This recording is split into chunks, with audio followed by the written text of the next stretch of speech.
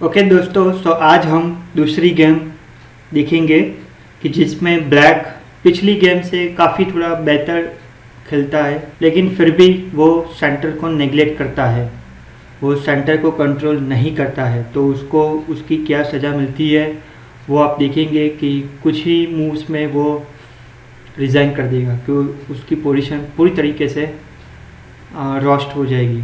तो गेम कुछ इस तरीके से स्टार्ट होती है कि वाइट खेलता है D4। दोस्तों, पिछली गेम में हमने देखा था कि E4 की जो बहुत ही कॉमन मूव रहता है, वैसे ही सिमिलरली D4 वो भी कॉमन मूव है कि जिसमें सेंटर को भी कंट्रोल किया जा सकता है। और दूसरी तरफ से आप देखें तो ये जो क्वीन है उसको भी मूव करने की जगह मिल गई है, ये जो बिशप है उसको भी मूव करने की जगह मिल गई है। तो ये इसको एक एडवांस वेरिएशन बोलता है। जो लोग एडवांस में खेलते हैं, एडवांस प्लेयर होते हैं, वो लोग वाइट को D4 से स्टार्ट करते हैं। Night to F6। Night F6 एक अच्छा सा मूव माना जाता है, क्योंकि यहाँ पे ये जो नाइट है वो एज में नहीं है, दूसरी तरफ से ये नाइट दोनों सेंटर को भी कंट्रोल करता है, तो ये एक अच्छा मूव है। वाइट खेलता है C4। C4 भी एक अच्छा सा मूव है कि जिससे ये पूरा का पूरा ये जो सेंटर है वो सब कंट्रोल होता है। और उसके आंसर में ब्लैक खेलता है E6। E6 अच्छा सा मूव है। E6 से ये जो हमारा ब्लैक बिशप है उसको बाहर निकलने की जगह मिल जाती है। वाइट खेलता है नाइट C3। नाइट C3 भी एक अच्छा सा मूव है। तो इससे ये दोनों सेंटर्स जो है, सेंटर्स के स्क्वायर वो कंट्रोल होते हैं और नाइट डेवलप भी होता है। आंसर में ब्लैक खेलता है B6। वाह, ये एक एरर मानी जाती है, क्योंकि ये B6 खेलने के पीछे सपोज ये बिशप है उसको यहाँ पे रखेंगे, फिर भी कुछ वो बहुत ज़्यादा एक्टिव नहीं रहेगा। उसके बदले में हम ये जो नाइट है उसको यहाँ पे खेल सकते हैं, ताकि हमारा नाइट भी डेवलप हो और ये सेंटर भी कंट्रोल हो। लेकिन ब्लैक खेलता है B6। आंसर में वाइट खेलता है E4। तुरंत ही वाइट ने देख लिया कि ब्लैक ने अभी तक सेंटर कंट्रोल नहीं किया है, तुरंत ही वाइट सेंटर को कंट्रोल करने के लिए जा रहा है E4। और ब्लैक बिशप B7। ये ब्लैक ने इसको कंट्रोल किया है। अभी आप यहाँ पे देख सकते हो कि ये जो पॉन है उसके ऊपर दो अटैक हो रहे हैं, एक बिशप भी अटैक कर रहा है और ये जो नाइट है वो भी अटैक कर रहा है। तो ये पॉन को प्रोटेक्ट करना बहुत ही ज़रूरी है। तो आंसर में वाइट खेलता है बिशप D3। बहुत बढ़िया मूव कि जिससे हमारा ये जो बिशप है वो भी डेवलप होता है और उसको दोनों तरीके, उसको नाइट से भी प्रोटेक्शन मिलता है और ये जो बिशप है उससे भी प्रोटेक्शन मिलता है। आंसर में ब्लैक खेलता है बिशप E7। ओके, एक अच्छा सा मूव है कि भाई यहाँ पे ये जो स्क्वायर है उसको खाली करके कैसलिंग की ओर जा सके। लेकिन बेटर मूव ये होगा कि ये जो बिशप है उसको यहाँ पे रखा जाए, ताकि ये जो नाइट है उसके ऊपर प्रेशर आ जाए और ये चेक की वजह से वो नाइट पिन हो जाएगा, मतलब यहाँ से हिल नहीं पाएगा। और ये जो बिशप है वो इसको यहाँ पे अटैक करेगा, फिर ये बिशप इसको मारेगा, तो ये जो मेरा नाइट है वो नाइट यहाँ पे डबल अटैक कर सकता है। लेकिन ब्लैक ने खेला बिशप E7। वाइट खेलता है नाइट F3। अगेन बढ़िया सा मूव कि भाई दोनों सेंटर कंट्रोल कर रहा है और दूसरी तरफ से आप देखें तो एक बहुत ही ये स्क्वायर भी खाली कर दिया है ताकि वो कास्टलिंग के लिए रेडी हो सके। ब्लैक कैशल्स अच्छा सा मूव है कि भाई सब पीसेस ऑलमोस्ट डेवलप हो चुके हैं और कैसलिंग के लिए आपको अभी मौका भी मिल रहा है, तो तुरंत ही आप कैसलिंग करते हो। अच्छा सा प्लानिंग है। वाइट अल्सो कैसल, वाइट ने भी कैसल कर दिया है, तो वाइट भी अच्छी तरीके से खेल रहा है। Black night to C6, black ने खेला है नाइट टू C6। अब ये जो मूव है वो मूव बढ़िया है, क्योंकि यहाँ पे आप देख सकते हो कि ये जो दोनों सेंटर है वो भी ब्लैक का जो नाइट है वो कवर कर रहा है। लेकिन आप देखोगे तो अभी तक ब्लैक ने सेंटर को कंट्रोल नहीं किया है, और यहाँ पे वाइट अगर कोई और मूव खेलता है तो ब्लैक के पास वो सेंटर को कवर करने के लिए तुरंत जगह मिल जाएगी। लेकिन वाइट इमीडिएटली खेलता है E5, और वाइट ने E5 खेल के सेंटर को कंट्रोल कर दिया है। अब ये जो नाइट है वो नाइट अटैक में है।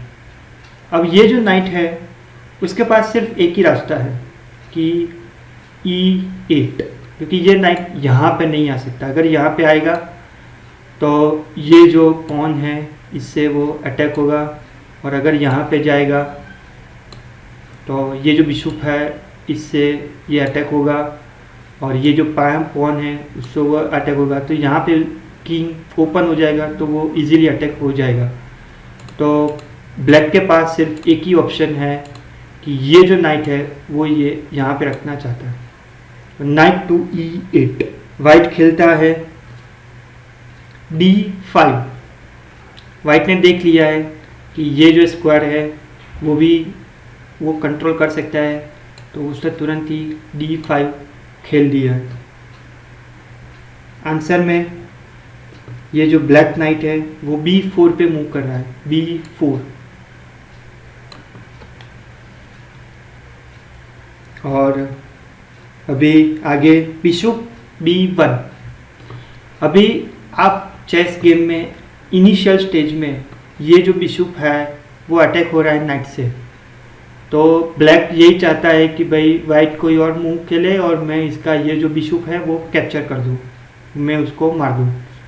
लेकिन वाइट बहुत ही अच्छी तरीके से खेल रहा है, तो उसने तुरंत ही समझ लिया कि भाई ये जो मेरा बिशप है वो अटैक में है, तो उसने बिशप B1 खेल दिया है कि जिससे ये जो बिशप है वो अटैक से बाहर निकल जाए। F6 ये मूव है, ये जो रुक है उसको बाहर निकलने के लिए जगह मिले, और दूसरी तरफ से वो सेंटर को भी कंट्रोल करना चाहता है, क्योंकि अर्ली स्टेज में उसने सेंटर को कंट्रोल नहीं किया है। वाइट खेलता है A3। अभी आप देखोगे तो ये नाइट है, उसके पास सिर्फ एक ही रास्ता है जाने के लिए, और वो है एज ऑफ द बोर्ड। तो हम उसको फोर्स करेंगे कि भाई तू एज में चले जा। क्यों? क्योंकि यहाँ पे जाएगा तो भी मरेगा, यहाँ पे जाएगा तो भी मरेगा। तो ये नाइट A6 में प्ले करता है। अभी क्वीन टू D3। आप सोच सकते हो कि भाई ये मूव इसके पीछे क्या प्लानिंग हो सकती है। ये जो स्क्वायर है उसके ऊपर डबल प्रेशर है, एक क्वीन का भी है और दूसरा बिशप का भी है। अगर यहाँ पे ब्लैक कोई और मूव खेलता है तो तुरंत ही दूसरे मूव में वो चेकमेट हो जाएगा यहाँ पे क्वीन रख के। तो ब्लैक ने देख लिया है कि भाई ये जो है वो डेंजर जोन में है, तो उसको प्रोटेक्ट करने के लिए ब्लैक खेलता है G6। अभी G6 खेला तो ये स्क्वायर उसका जो है वो वीक हो गया है, तो वाइट ने तुरंत ही देख लिया कि भाई ये स्क्वायर उसका वीक हो चुका है, और उसका तुरंत ही एडवांटेज लेने के लिए वाइट ने खेल दिया है ये बिशप H6। उसके आंसर में ये रुक के पास, क्योंकि बिशप ये रुक को अटैक कर रहा है और ये रुक के पास सिर्फ एक ही जगह है मूव करने के लिए, रुक टू F7। अभी B4 एक अच्छा सा मूव है। ये मूव खेलने के पीछे एक बहुत ही बड़ा रीज़न है। क्यों? क्योंकि अगर यहाँ पे वाइट कुछ और खेलता है तो ब्लैक के पास तुरंत ही चांस मिल जाएगा अपने ये नाइट को डेवलप करने के लिए, और ये नाइट तुरंत ही यहाँ पे रख देगा ताकि हमारा क्वीन भी अटैक में आ जाएगा और सडनली ब्लैक का पोजीशन इम्प्रूव हो जाएगा। तो ये ब्लैक नाइट यहाँ पे ना आए इसीलिए हम खेलते हैं B4। B4 खेलने के बाद ब्लैक खेलता है एफ टेक E5, ये जो पॉन है वो E5 को मार देता है, ताकि ये रूक को बाहर निकलने के लिए पूरी की पूरी जगह मिल गई है।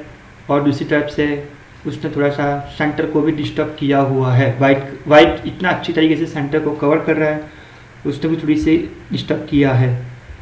तो आंसर में ये जो वाइट है नाइट, इससे ये कैप्चर होता है। तो वह ये जो वाइट नाइट है वो कैप्चर करता है।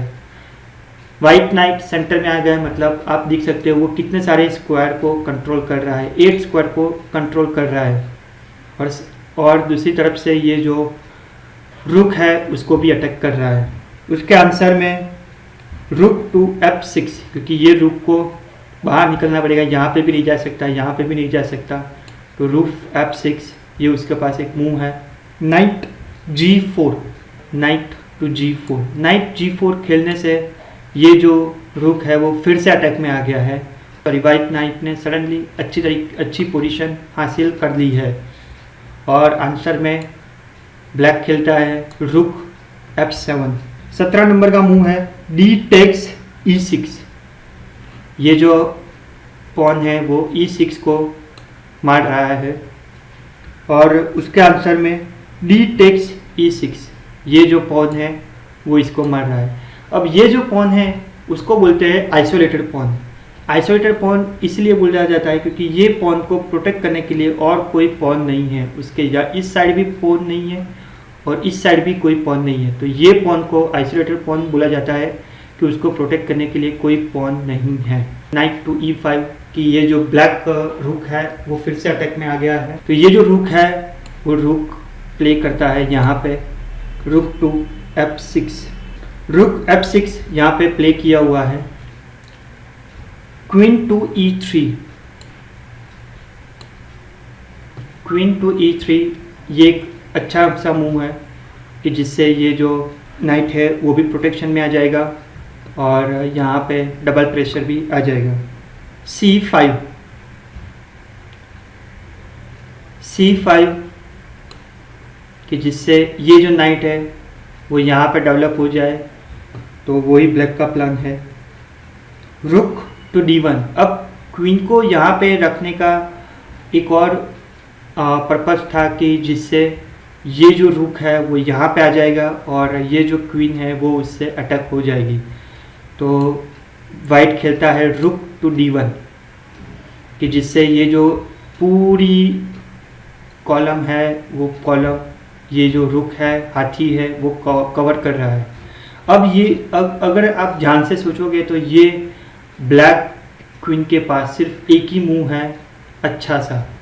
अगर वो यहाँ पे खेलता है तो ये जो रुक है वो सडनली यहाँ पे आ जाएगा, तो क्वीन को हटना पड़ेगा और दूसरी तरफ से ये जो उसका बिशप है वो मर जाएगा।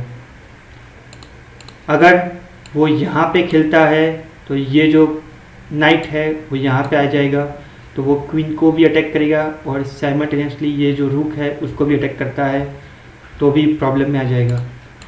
तो ब्लैक के पास सिर्फ एक ऑप्शन है क्वीन टू C8। अब यहाँ पे वाइट खेलता है B5 उसके जो ये जो नाइट है उसको अटैक करने के लिए, और वो जो नाइट है वो खेलता है A2, नाइट A7।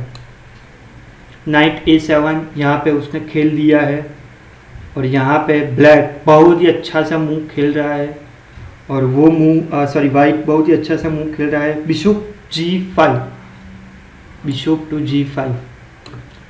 अब ये पोजीशन के बाद ब्लैक ने रिज़ाइन कर दिया है। क्यों? क्योंकि आप देखोगे कि ये जो रुक है वो पिन हो चुका है, क्योंकि ये रुक यहाँ से हट नहीं सकता। अगर रुक यहाँ से हटा तो तुरंत ही ये जो बिशप है वो उसको मार देगा और सडनली वाइट की पोजीशन इतनी ज़्यादा अच्छी तरीके से इम्प्रूव हो जाएगी कि कुछ ही मूव्स में वो ब्लैक को चेकमेट कर देगा। तो ये मूव के बाद ब्लैक ने रिज़ाइन कर दिया है।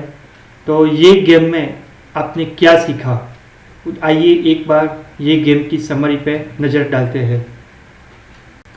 ओके, सो आइए गेम 2 की समरी पे नज़र डालते हैं कि गेम 2 में हमने क्या सीखा। गेम 2 में हमने सीखा कि जब भी आपका कोई ओपोनेंट मिस्टेक करता है तो उसको आप करेक्ट करने का चांस मत दो, और वो मिस्टेक को तुरंत ही आप वो अपने एडवांटेज के लिए, अपने फ़ायदे के लिए यूज़ कर दो। Provoke weakness in your opponents position. आप ओपोनेंट की पोजीशन में वीकनेस क्रिएट करने का ट्राई करो।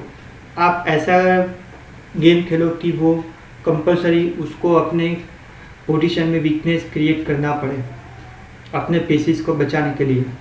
Gain time by developing your pieces by taking your opponents pieces. आप टाइम भी गेन करो, अपने पीसेस को साथ में डेवलप भी करो, और साथ में सामने वाले पीसेस के ऊपर अटैक भी करो। Look to create isolated pawn for your opponent. हमने देखा था कि हमने आइसोलेटेड पॉन क्रिएट कर दिया ब्लैक में। मैंने आपको उसी वक्त भी समझाया था आइसोलेटेड पॉन इसको कहा जाता है कि जिसके आगे और पीछे कोई पॉन नहीं रहता, तो वो आइसोलेटेड पॉन कहा जाता है। ये एक बहुत ही बड़ा चीज़ है जो हमने देखा कि place your rooks on the open file. तो रूक जो है हाथी, उसको ओपन फाइल मतलब जो पूरी तरीके से खुला है उसके वो फाइल में, वो कॉलम में उसको रख दो, ताकि वो ज़्यादा से ज़्यादा स्क्वायर को कवर कर सकता है और ओपोनेंट में वीकनेस क्रिएट कर सकता है। एंड फाइनली ये जो छठा पॉइंट वो हमने सीखा, that is look for the skewers. Skewers मतलब कि दो पीसेस एक ही लाइन में हैं और उसको आप अटैक करो, और एक पीसेस अगर मूव करता है तो पीछे वाला पीस अटैक हो जाए, और तो उसको बोलते हैं स्कीवर। जो हमने लास्ट मूव किया था उसको बोलते हैं स्कीवर, और स्कीवर के बाद वो ब्लैक जो है उसने गेम डिज़ाइन कर दिया था, क्योंकि वो मटीरियली लॉस हो चुका था और उसकी पोजीशन भी वीक थी, और दूसरी तरफ सामने की तरफ वाइट, उसकी पोजीशन अच्छी थी, मटेरियल में भी वो आगे था, ताकि वो जल्दी ही चेकमेट ब्लैक को कर सकता था। तो गेम 2 की समरी में हमने ये पॉइंट्स को सीखे। तो जब भी आप गेम खेलो, ये समरी, ये पॉइंट्स को ध्यान में रखो कि आपको ये मिस्टेक्स नहीं करना है। जो एडवांटेजेस वाइट ने लिए हैं वो एडवांटेजेस को ध्यान में रखते हुए आपको गेम खेलना है।